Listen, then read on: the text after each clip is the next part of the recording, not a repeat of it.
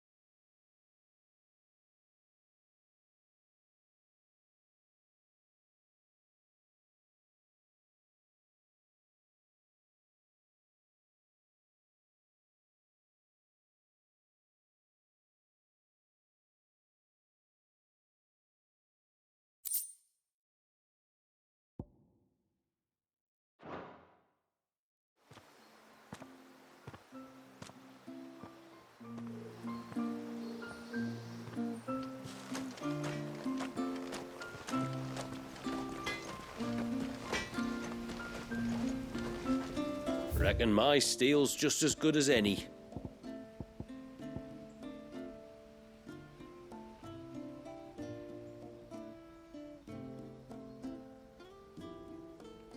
A good tide to you.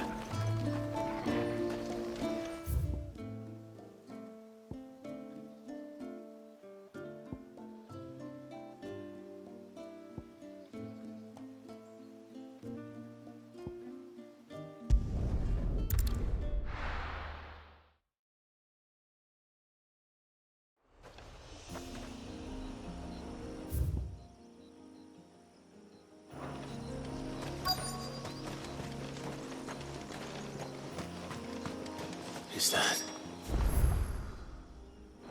the hunter?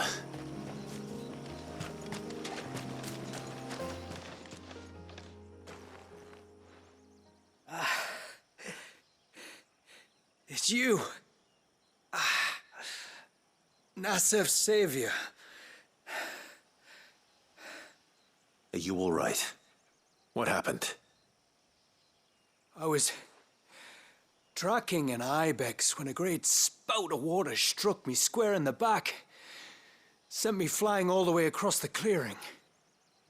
Did you see what made it? No. All I heard was a noise. An ear-splitting din.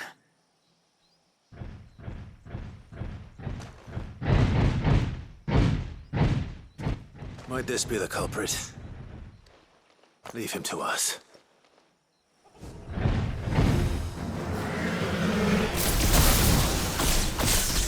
You've caused enough trouble.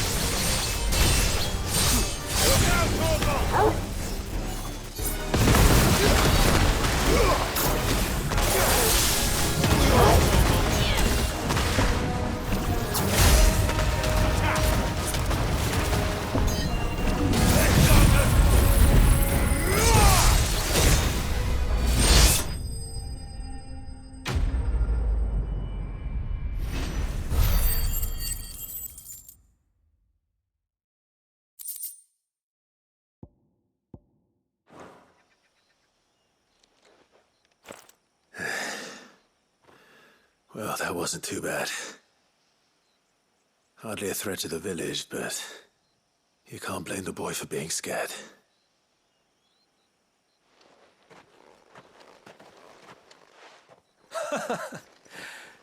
You made that look a lot easier than it was. Do you think that was the beast which attacked you? That thing? Not a chance. Would have heard it coming a league away. And the blast of water that hit me was beyond anything an Archelon can manage.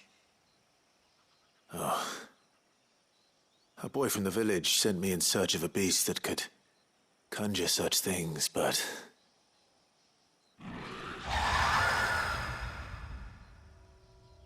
That's it.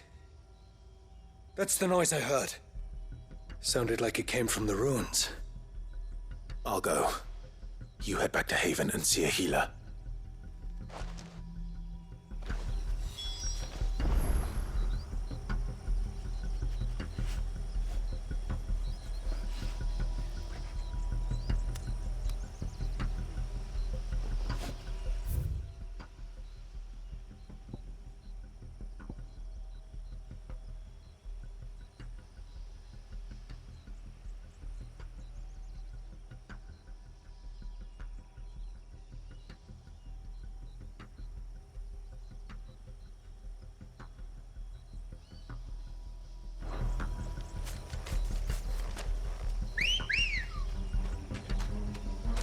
Ready, go?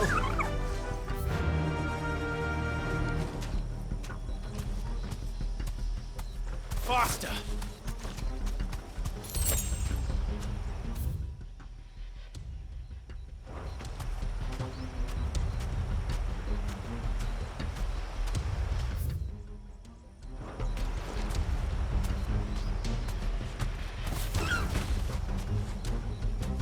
You deserve a rest.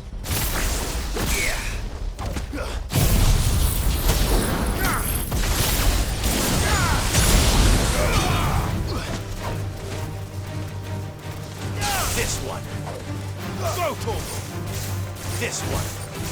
Sickle. Attack. Go, Torgal.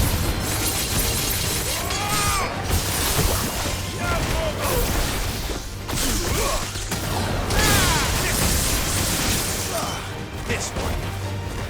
Attack. Go, Torgal.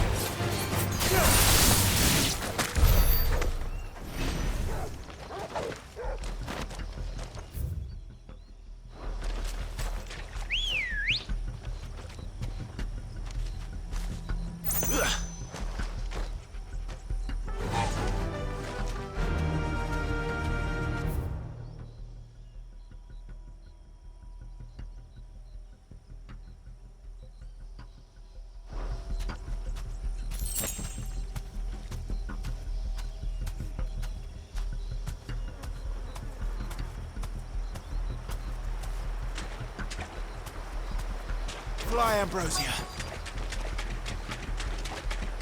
What do we have here?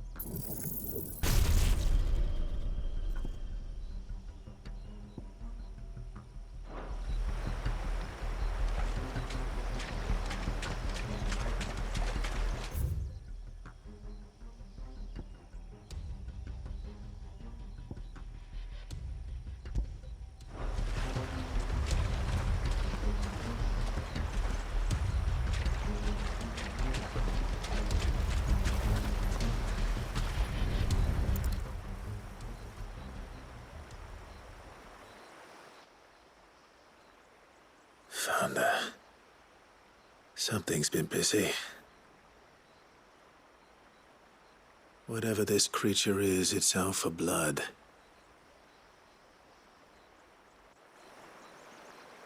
But it's not having ours.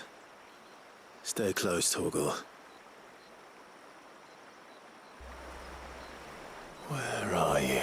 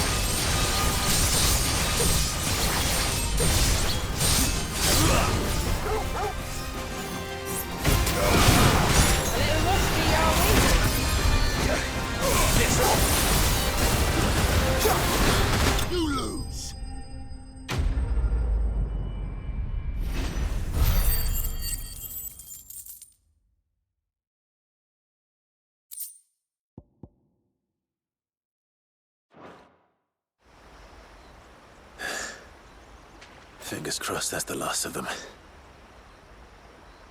Either way, I should let Eirik know the danger is past. For now, at least.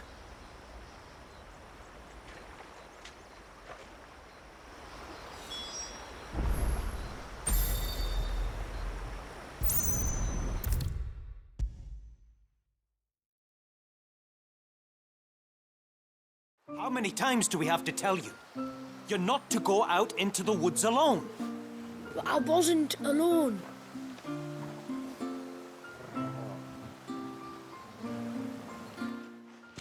You're back. So? Did you find the fiend that attacked me and young Eirik here? I did. It won't be troubling you anymore. Yes. I knew you'd get it. Only because you warned me of its existence. Not that you should ever have learned of its existence, but all's well that ends well, I suppose. What was it anyway? A manifestation of Leviathan's power. When we visited Wallius in the Surge, he was angry and afraid. The Icon summoned these creatures for his protection. Though why one would be wandering the ruins of Riversmeet, I don't know. Maybe it was looking for his mum. That's where she died, isn't it? The falls. The Falls? Aye. When they took her baby, she threw herself off the top. We go there once a year to pay our respects. The whole village. An Eggy is a part of its master's spirit, but Wallius wouldn't have been aware of what had happened to his mother, would he? Well, either way, you did us a favor putting that thing to rest. Us and Wallius. Thank you. Aye. Thanks, mister.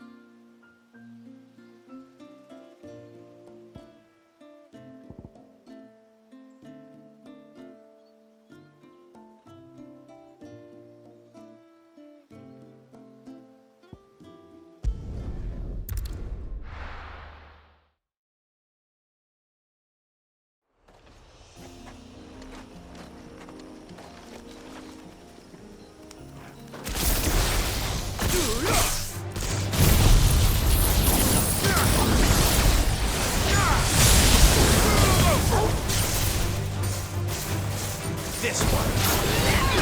Now, Gorgo!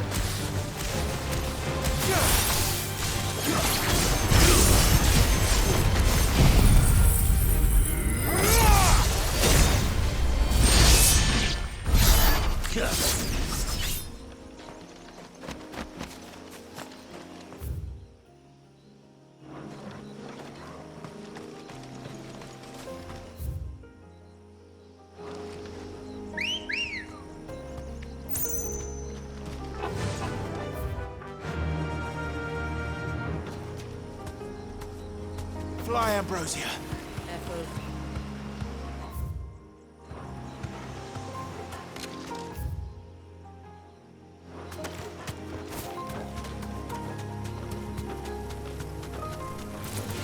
Enough of you, are there?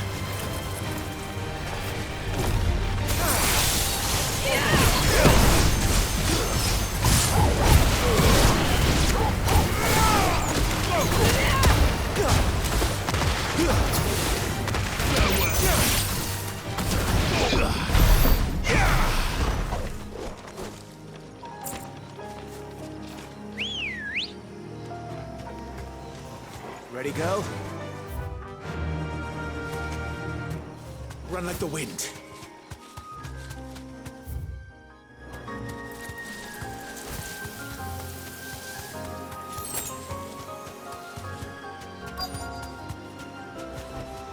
You deserve a rest. blaze will do nicely.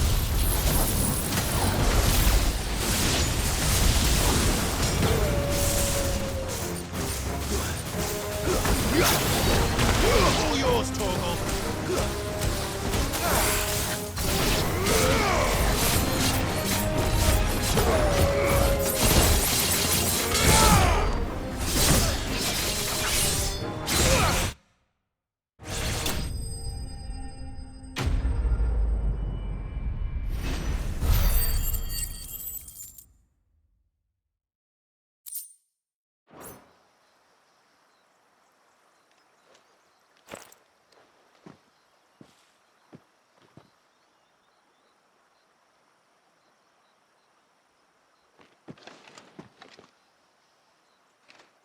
Return to the sea, and to the clouds rise again.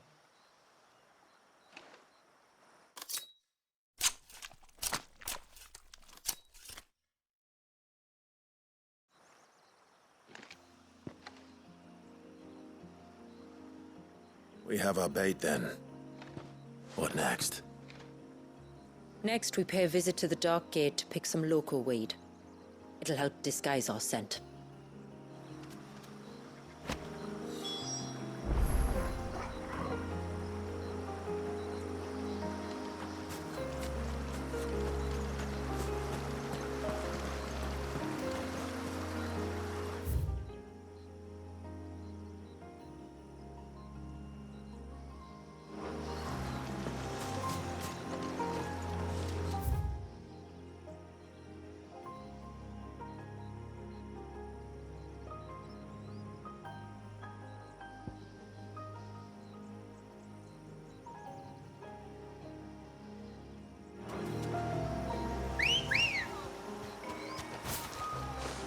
Let's go.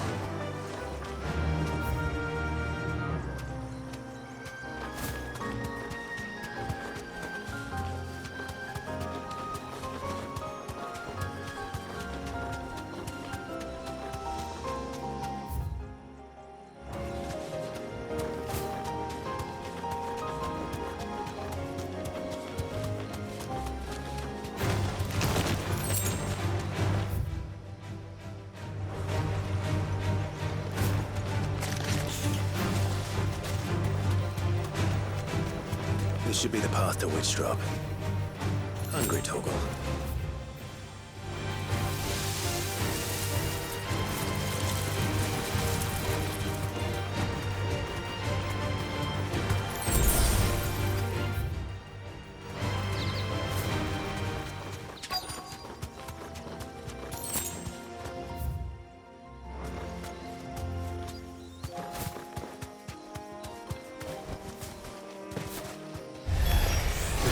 Here's our welcoming party.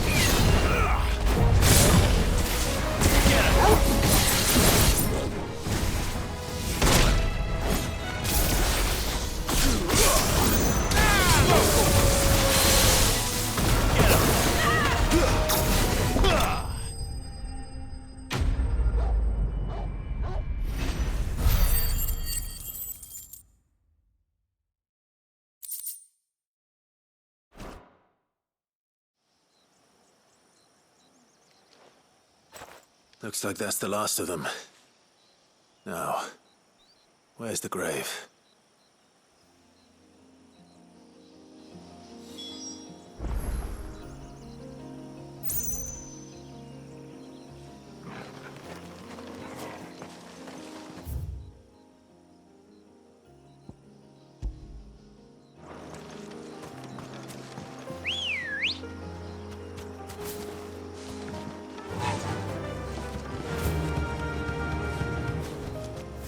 That'll do, girl.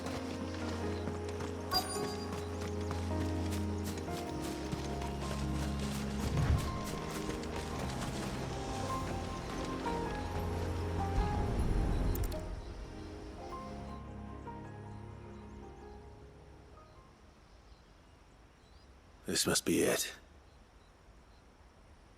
My lord, thank you for making the path safe again.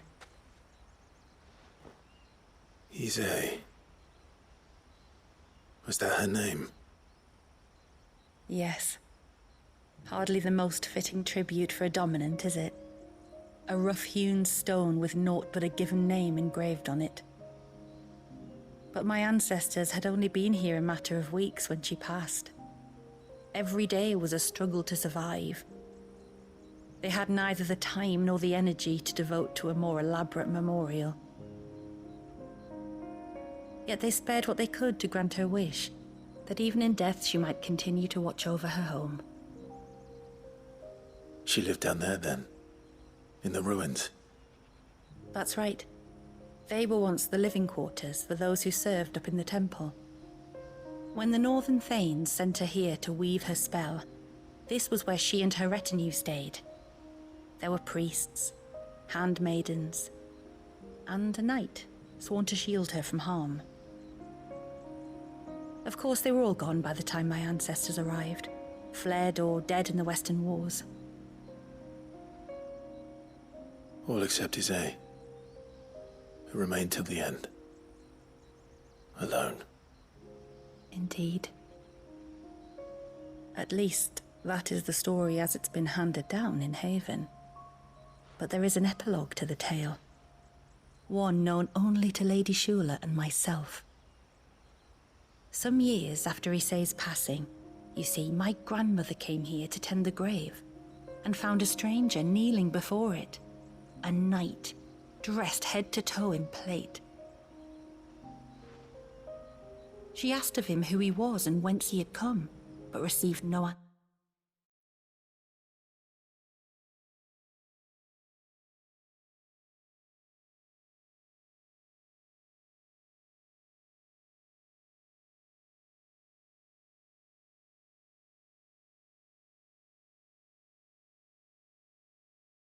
answer. The only words he spoke were, "Tell me true, whose grave is this?" So she told him of how her people had met and cared for Issei, and how she had died. His only reaction was to stare up at the air of hours in silence. Then he left, never to be seen again. You said he was wearing plate. Was it black and gold? Do you know something of him? When we went up to the Air of Hours to unravel the spell, we were set upon by a shade in the shape of a knight in full plate. It manifested in front of the Vare, and in its ether, I felt Shiva, the witch. You think this may have been the same man my great-grandmother met? Issei's knight? I don't know. Maybe. All I can say for sure is it was intent on protecting her creation. Or perhaps her spirit? What remained of her ether, preserved in the Vare? Perhaps his spirit too became enraveled in her spell, frozen in an eternal vigil. Till we ended it. If the shade you fought was Issei's knight, then ending it was the greatest gift you could have given him. Now he can return to the sea, to be with his lady once more.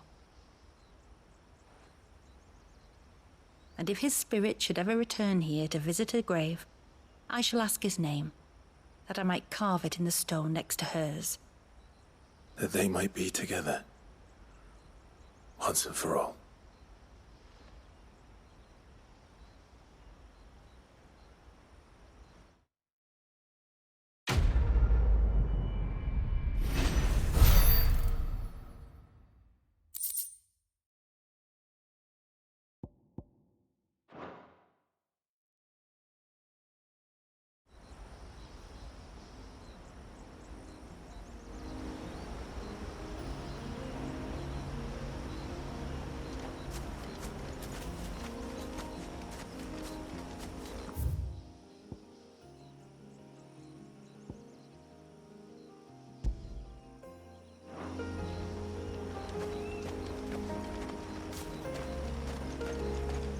Ambrosia won't help me here.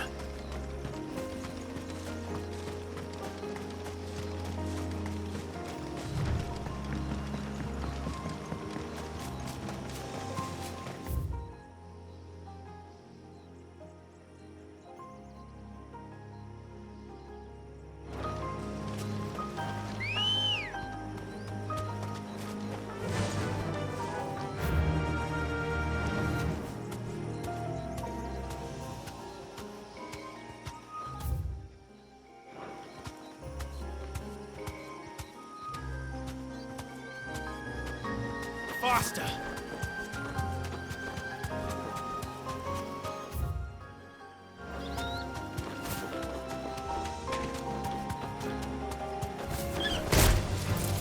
Be safe.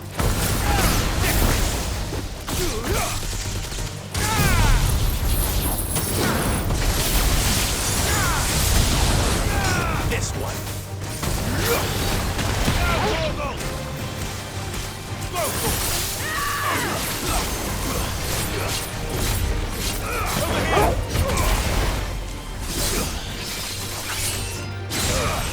It's over.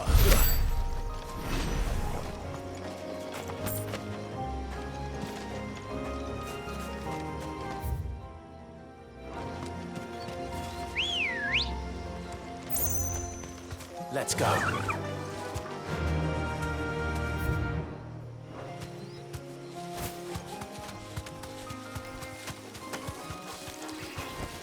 Straight home now.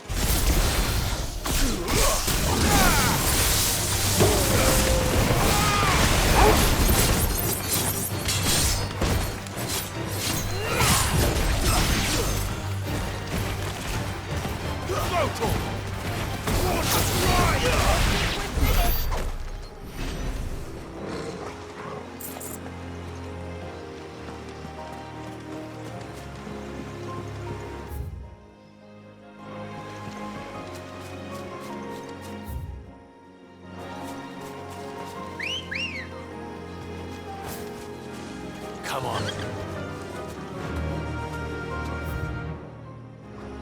Yeah!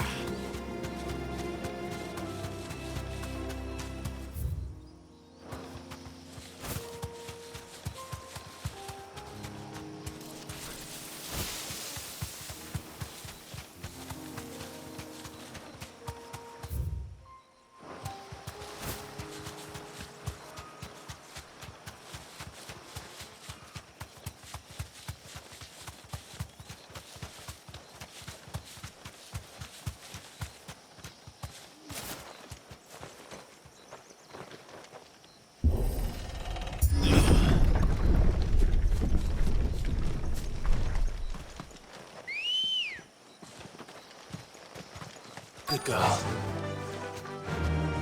There should be a sprig or two of local weed growing somewhere around here. Look for the golden leaves.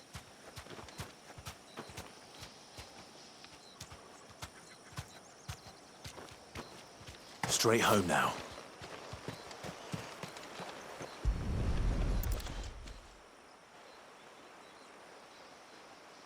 Is this it? Aye, that's the stuff. Crush the leaves between your fingertips and rub them on your clothes. If you insist.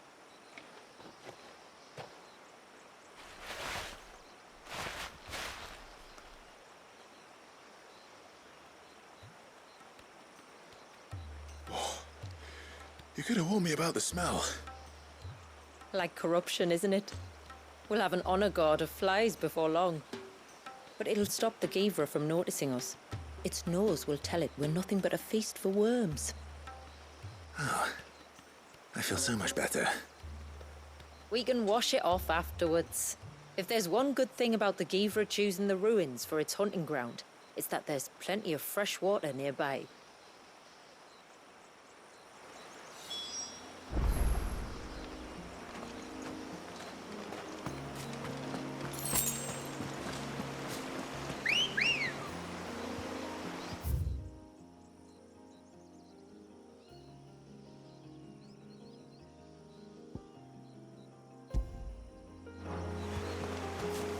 Come on.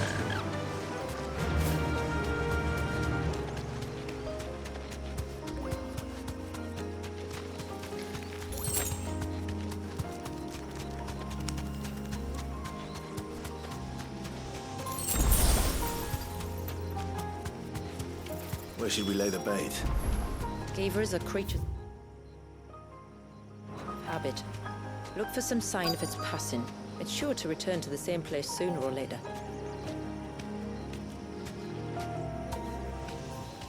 Be safe.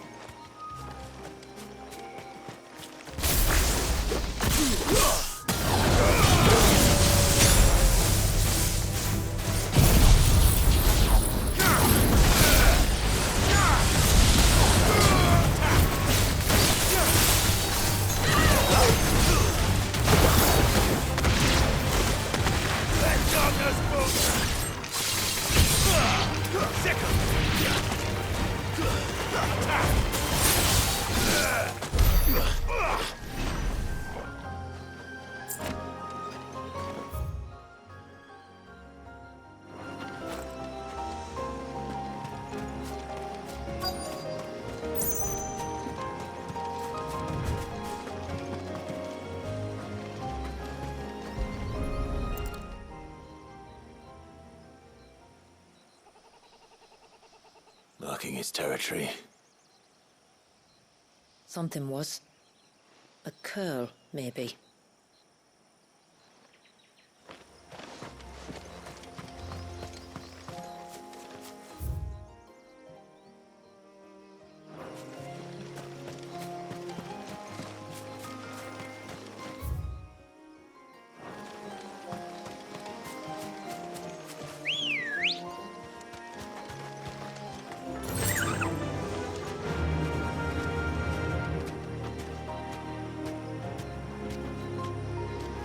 You deserve a rest.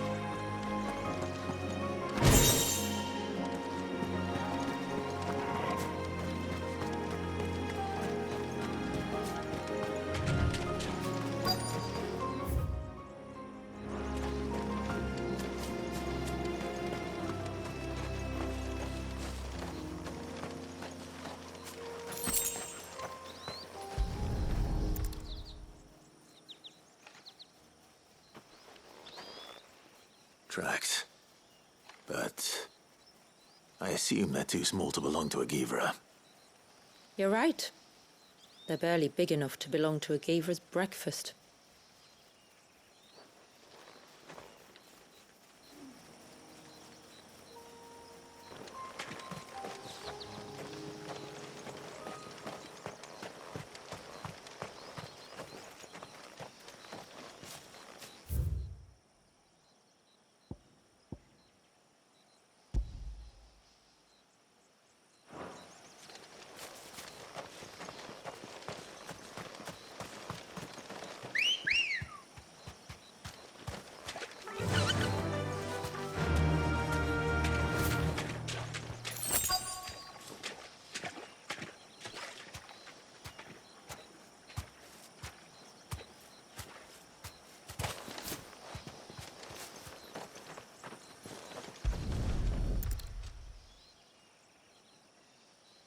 A fresh kill.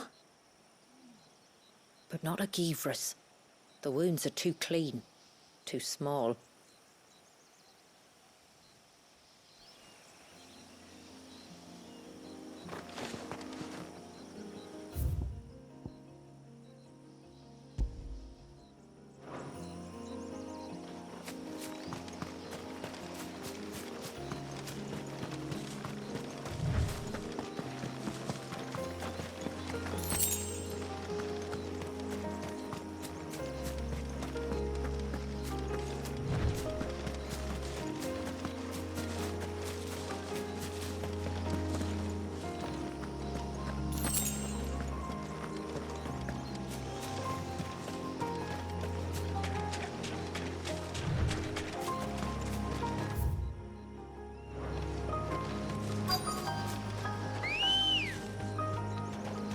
Good girl.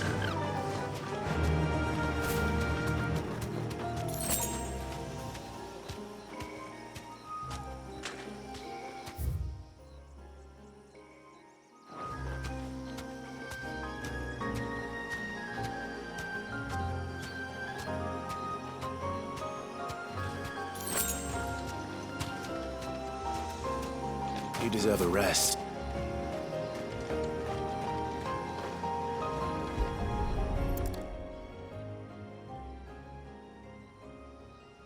These look like a predator's tracks. You can clearly make out the claws. But not just any claws. These belong to a Givra. There's no mistaking them. We'll lay the bait here. Let's hope our friend is hungry.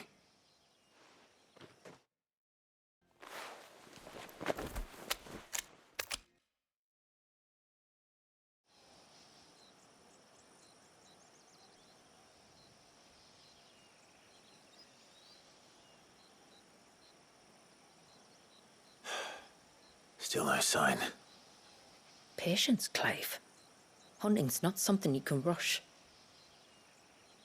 Have you stalked these beasts before? Once. Givras are fast, so the job called for a bearer. But even with my knack, it was a close-run thing. Not many leaders would take such risks for their people. Says the man who battled an icon to save a boy he barely knew. It is the way of the moats of water to use what gifts we've been given for the good of all. And I gather it's your way too. It was Sid, the man whose name I bear. He fought for his people and their future with every fiber of his being. I'm just following in his footsteps. In many ways, you remind me of him. Me? You're confusing daring with desperation. Quiet. Something's coming.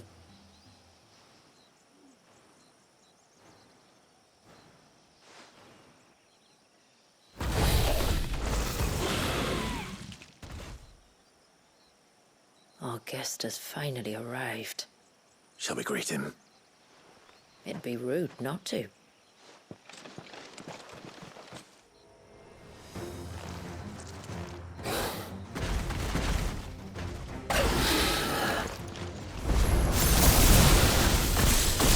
Don't let it escape.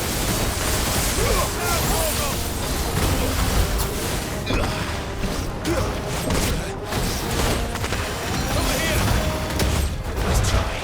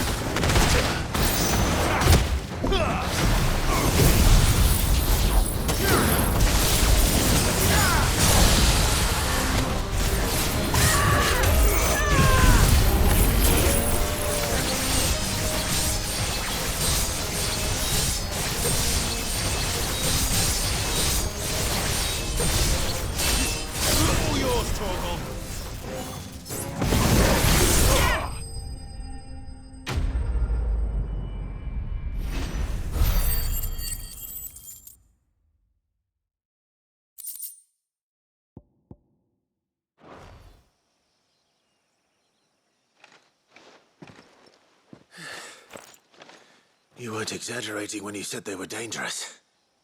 They're forces of nature, all right. And with this one's passing, the river of life has calmed.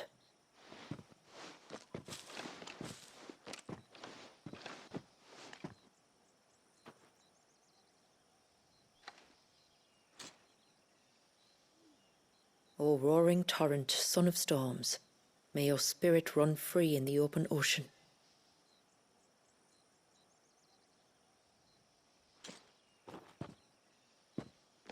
This flesh I claim, that your gifts might rain down upon us this day, and our river flow in spate once more.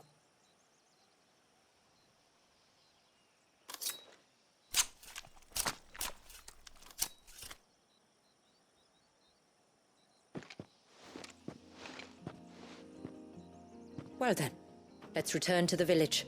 We must get this tongue to Ymilla before it spoils.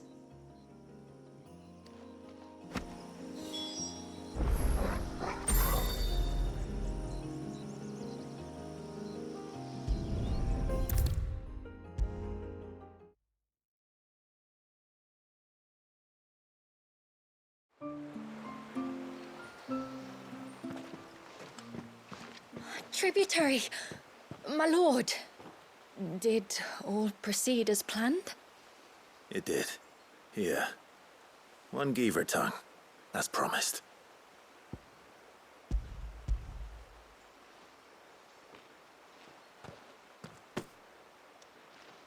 Oh, thank you.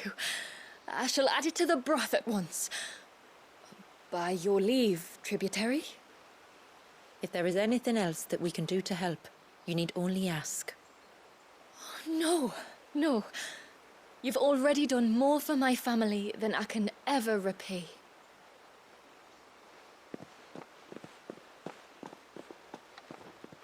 Just as you have, Clive, for my family.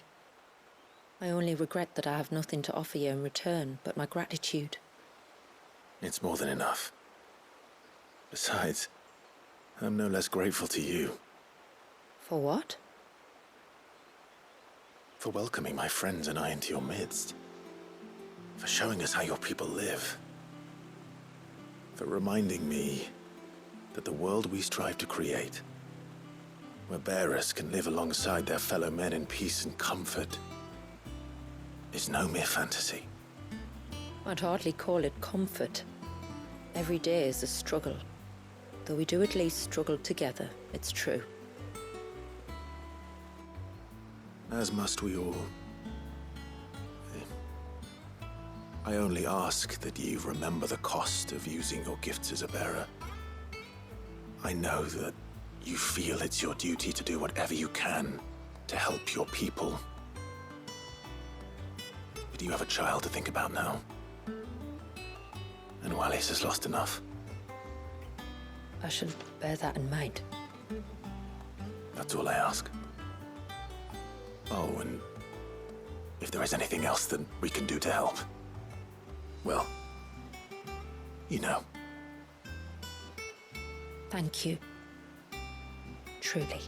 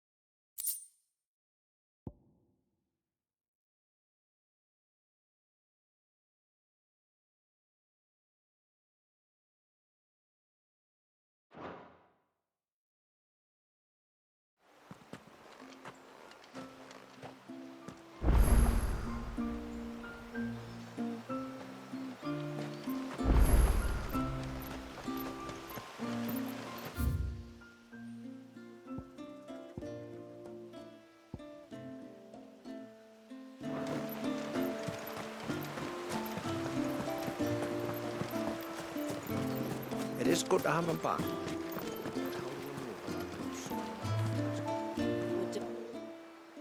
No, it has to be him. What has to be who? If you, don't mind my asking. It's not your asking I mind. It's my explaining.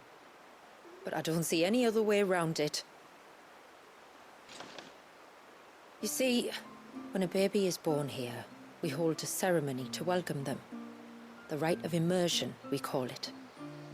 But I don't know whether Walius was ever afforded that courtesy. What is abundantly clear, though, is that my ancestors never welcomed him as one of us. And I want to change that.